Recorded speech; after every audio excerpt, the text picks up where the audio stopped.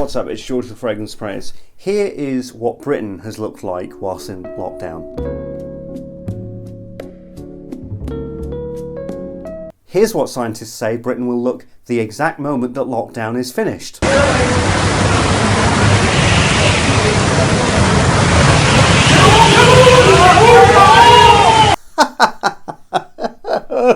Yes, Britain has been experiencing good weather. It's been amazing, and it's been warm, and it's also been hot.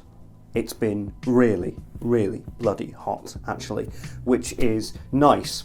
So, as a fragrance collector, as you go through your journey, you start to realise to yourself, okay, I can use this particular fragrance at this particular time, at this particular moment. Now, you can't take that too far when you're thinking to yourself, you know what, it's 5:06 in the afternoon and it's sunny, but it looks as though it could be partly cloudy. It's only 20 degrees and I'm feeling a mixture of melancholy yet optimism. Maybe I should wear this. Now, if you've got to that point in your fragrance journey, you have truly become a little bit too obsessive, and what I would suggest is downgrading to something a lot more healthier and a lot less addictive, like cocaine. Anyway, today we're going to be talking about fragrances that you can wear in the incredibly high heat. We're talking 30 degrees centigrade plus, maybe even all the way to 40. I don't know what that is in Fahrenheit.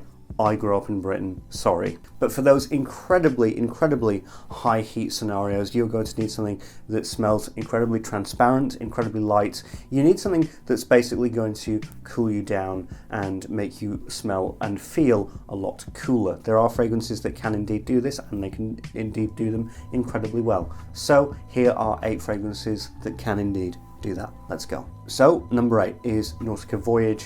This is a fragrance that probably a lot of you were expecting, and for good reason. It's got a really solid reputation because, like I said, very transparent, very fresh, and it's got that cucumber note that is just so crisp and just so cool and just so fresh. It's absolutely fantastic. Basically what this fragrance is some nice aquatics water with a bit of cucumber and linen. That's basically all that you're going to get, but for the price that it is, and for the really, really refreshing smell and feel of this fragrance, that's all you need. Number 7 is a fragrance that's new to my collection. This is CK Everyone. I have talked about how I do enjoy this. I also am fully aware that it's got some problems, it's got some mishaps, it's got some things that maybe aren't the most attractive things that you'd want in a fragrance, such as its sharpness, but it's got a really, really pleasant orange juice scent, a really nice orange juice note with some other fruits and some woods as well, and that for me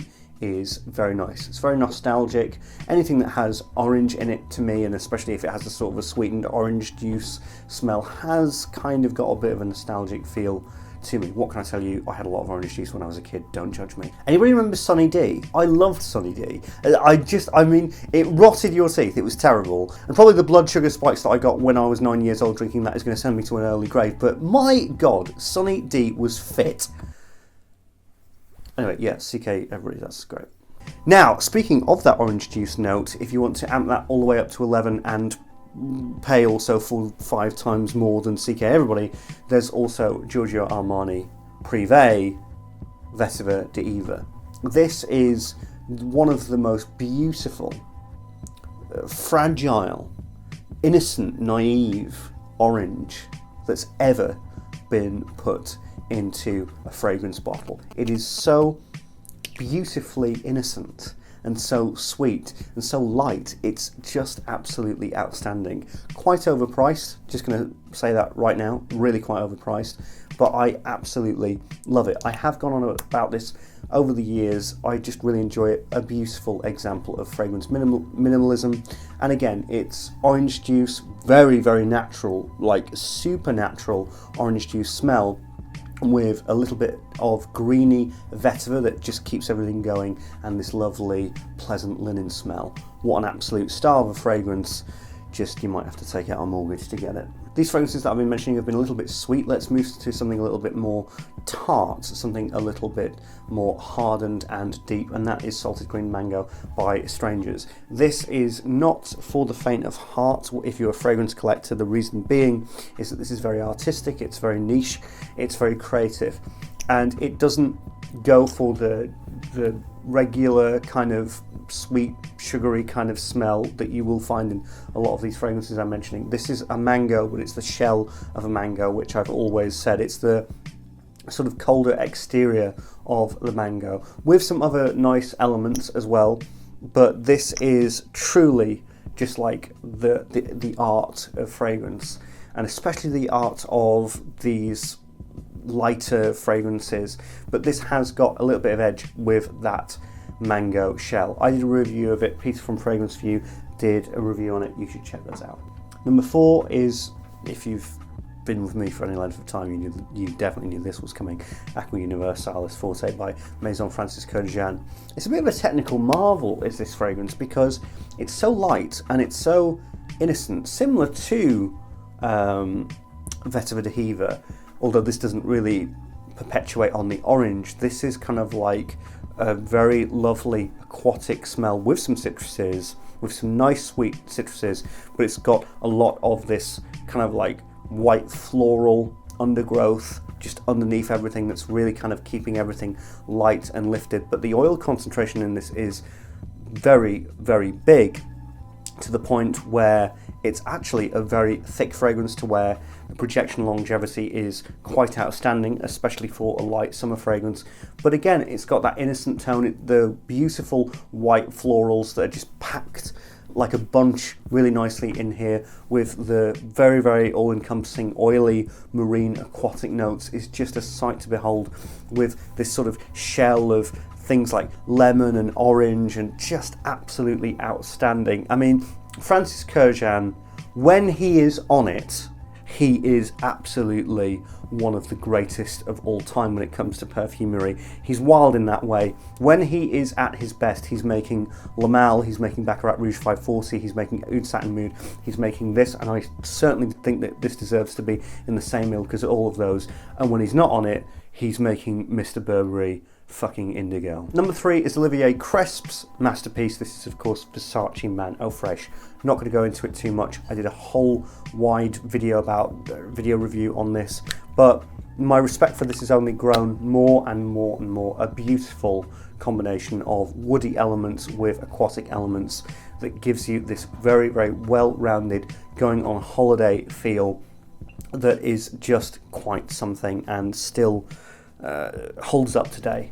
And in the higher heat, this really shines, and surprisingly well, considering that it is a woody aquatic and it has that ISOE super sandalwoody smell in the base. But it just is incredible on my skin, and probably yours in very high heat. Let's just go to number 2. Number 2 might be a little bit surprising, because it's a fragrance that is very bog standard. It's a fragrance that a lot of reviewers recommend, but there is a reason for that, and that is if it's really, really high heat, you want something that's very simple, something that's very, very straightforward, something that is just easy to wear.